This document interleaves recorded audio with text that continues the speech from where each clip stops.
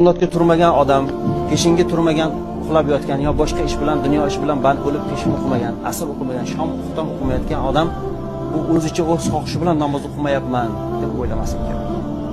Alloh taolo o'sha bandani, o'sha insonni o'zini huzurida ko'rishni xohlamayapti. Bandalardan xohlaganini o'zini huzuriga turg'azib qo'ydi. Ba'zilarini o'z uyida, ba'zilarini o'zini uyida turg'azib qo'ydi. Namoz o'qishyapti qayerda bo'lsa.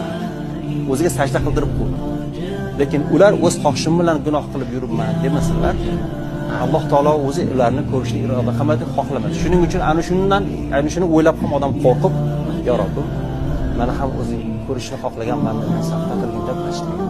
Demak, davomatda yo'qmizmi? Demak, biz o'zimizga savol berishimiz kerak-da, to'g'rimi? Qaysi qilib qo'ygan ishim uchun men bugungi jurnalda yo'q edim? Shunday.